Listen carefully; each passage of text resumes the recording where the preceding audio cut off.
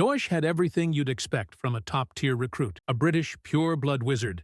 He graduated from Hogwarts with outstanding grades in every single NEWT subject he took, a step above the already grueling exceeds expectations requirement. To get into the Auror office, you needed to ace defense against the dark arts, charms, transfiguration, potions, and herbology. The first time readers meet Dawlish in Order of the Phoenix, he's escorting Cornelius Fudge to confront Dumbledore. He was the Ministry's scapegoat, a reminder of just how stacked the odds were against anyone who wasn't a legend. Tina Goldstein. Tina Goldstein is the underdog who proved herself against one of the most dangerous wizards in history. But what makes her story so fascinating is how easily she could have been overlooked until she found herself standing across from Gellert Grindelwald. Tina, short for Porpentina, was an American half-blood witch who studied at Ilvermorny, the North American equivalent of Hogwarts. She excelled there and, after graduation, joined MACUSA, the Magical Congress of the United States, as an Auror. Her first real test came when Grindelwald was disguised as Percival Grave. When Tina clashed with him, she held her ground, dueling fiercely enough to prove that she belonged on the battlefield against one of the most powerful dark wizards who ever lived. During the events of the Crimes of Grindelwald, Grindelwald unleashed his Protego Diabolica, a massive ring of cursed black fire. Dozens of skilled wizards faltered, but Tina managed to resist it, shielding herself and others with a sustained charm. Kingsley Shacklebolt. Some Aurors are remembered for their dueling scars, others for their legendary arrests. Kingsley Shacklebolt? He's remembered for both, and for something even rarer. He's the Auror who made the leap from ministry operative to respected leader of the entire wizarding world. By the time we meet him in Order of the Phoenix, he's already a top-ranked Auror inside the Ministry of Magic. During the Battle of the Seven Potters, he was pursued by 5 Death Eaters while protecting Hermione. Even in those impossible odds, he managed to stun 2 attackers and still make a successful escape. After the war, he was appointed Minister for Magic, cleaning out corruption and rebuilding the wizarding world. Rufus Scrimgeour. Rufus Scrimgeour was the battlefield commander. He wasn't polished like Fudge or politically slick like Thicknessa. He was a man of action. His appearance alone told you who he was. Lean, graying hair, battle-worn, and scarred from years of duel. Scrimgeour had both tactical genius and magical prowess. It was this reputation that landed him the role of Minister for Magic after Fudge was forced to resign. However, his ministry was far from triumphant. Even with his last breath, he was killed for his defiance, but his refusal to break under Voldemort's pressure cemented his legacy. Not every powerful Auror could fit into the top 5. Some made their mark in quieter ways, others left their legacy in tragedy. Harry Potter joined the Auror office immediately after Voldemort's defeat. A dueling master and natural leader, he eventually rose to head of the office, Pearl Graves. Pearl Graves was the head Auror for MACUSA, and the fact that Grindelwald chose him as his disguise speaks volumes. He was respected, feared, and perfectly positioned inside the system. Theseus Scamander. Theseus Scamander, Newt's older brother, was nicknamed the War Hero and became head Auror for the British Ministry. He had the charisma to lead squads, the magical ability to survive high-stakes confrontations, and the authority to shape policy. Ron Weasley. Ron Weasley also served as an Auror, contributing to the cleanup of Voldemort's scattered forces. Though his career was short-lived, he left to join his brother at Weasley's Wizard Wheezes.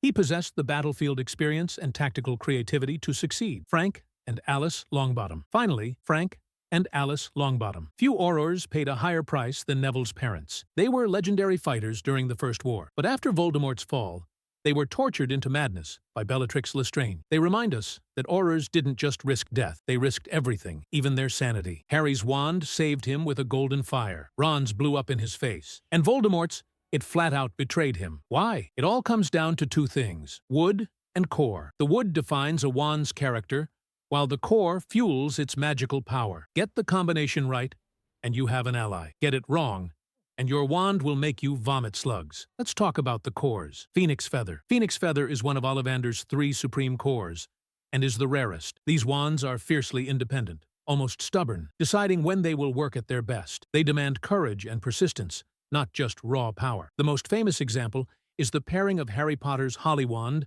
and Voldemort's U Wand. They shared feathers from Dumbledore's Phoenix, Fox. When they clashed, the duel collapsed into priori incantatem. Harry survived because the cores refused to fight each other. Dragon Heartstring. If Phoenix Feather is the cautious partner, Dragon Heartstring is the brute force warrior. These wands are famous for raw power and quick learning, but they're also the most accident-prone and likely to switch allegiance if their owner is defeated. Here's the controversy. Dragon cores have a reputation for drifting toward the dark arts because they respond to pure ambition and willpower. If you want a wand that demands dominance and pays back with devastating power, this is the core you choose. Unicorn Hair. Unicorn Hair is the last of Ollivander's 3 supreme cores, and it's the steady one. It's about consistency and ethics. These wands produce reliable, even magic with very little fluctuation. They aren't the flashiest, but reliability wins more duels than showmanship ever will. Loyalty is the key. They bond deeply with their first owner and are hard to win over. Who should carry it? Healers, teachers, and Aurors, who value control over spectacle. Thestral Tail Hair. Thestral Tail Hair is rare, difficult, and infamous because it sits at the heart of the Elder Wand. The core demands clarity of will. If you hesitate, it feels erratic. In the hands of a focused caster, it channels power with unnerving directness. It resonates with mastery under pressure and the acceptance that power has a cost. If you can look straight at fear and keep casting, Thestral Hair will answer. Vela Hair. Vela Hair is one of the rarest and most polarizing cores, described as volatile because it reacts to emotion more than reason. These wands magnify the caster's mood. When handled with balance, Vela Hair produces enchantments that are both precise and disarming. It's risky, but risk and brilliance usually come as a package. Wampus Cat Hair. Wampus Cat Hair is a North American favorite, built for duelists who move first and think while moving. It rewards instinct and muscle memory. If Dragon Heartstring is power, Wampus is quick reflexes and a knack for reading an opponent's rhythm. The trade-off? It dislikes hesitation. It decides the fight's rhythm. Thunderbird Feather. Thunderbird Feather comes from a North American beast that can sense danger and whip up storms. Wands with this core feel charged. It rewards bold, decisive magic and punishes timid casting. Thunderbird Feather will feel like a live wire in your hand. The American answer to British critics is simple. It isn't chaotic. You are. Horned Serpent Horn. Horned Serpent Horn sits at the cerebral end of wand lore. These wands think with you, favoring clarity, analysis, and weeding out noise. The controversial truth. Many who fear this core aren't scared of darkness. They're scared of feedback. This core mirrors your mind back to you. Now that we've seen the heart of a wand, let's look at its skin, the woods. Elder. Elderwood is one of the rarest and most enigmatic materials, notorious for being difficult, even hostile toward those who don't measure up. Elder responds to willpower expressed as action. Clear, immediate intent. It doesn't create greatness, it amplifies it, and it exposes weakness with equal force. It thrives in the hands of the rare few willing to act without doubt. Snape's love for Lily Potter is called the ultimate devotion. But was it love, or was it something darker, more possessive? Can a protection built on decades of bitter resentment truly be called noble? The unconfessed cost of Severus Snape's death was the ultimate act of heroism, or so the official story goes. But the man who saved the wizarding world took 5 terrible secrets to his grave: atrocities he committed, truths about his motivations, and the profound psychological damage required to play the most dangerous double game in history. The cost of being Dumbledore's spy wasn't just isolation. It was a soul corroded by acts he could never confess, not even to the man who sent him into the darkness. To earn Voldemort's trust after vanishing, Snape had to prove his loyalty repeatedly. This proof meant participating in raids, tortures, and murders, crossing a moral line that history has largely forgotten. He fed the Dark Lord real information mixed with strategic lies, reporting back to Dumbledore while omitting the horrible things he'd personally done to earn that intelligence. He ran Hogwarts under Death Eater occupation, allowing students to be tortured to maintain his cover. Every time he cast a Cruciatus curse to prove himself, every time he stood by while others suffered, a piece of his soul chipped away. He carried the weight of these crimes alone, knowing history would remember him as a murderer, not a savior. Lily's conditional love. We praise his eternal devotion to Lily Potter, yet the truth is far more uncomfortable. Snape's love for Lily curdled into a dark, possessive obsession during their Hogwarts years. When she chose James Potter, Snape didn't just lose a girl. He lost the future he constructed in his mind, where she belonged to him. His heartbroken rage led him to call her a mudblood, revealing a conditional love. He wanted Lily only if she fit into his world and validated his worth. After her death, his penance became prolonged possession. He protected Harry, yes, but he also resented him viciously. Seeing in Lily's eyes the living proof that she had chosen another man, had built a life Snape was not a part of. He never moved on, never allowed himself relationships or happiness.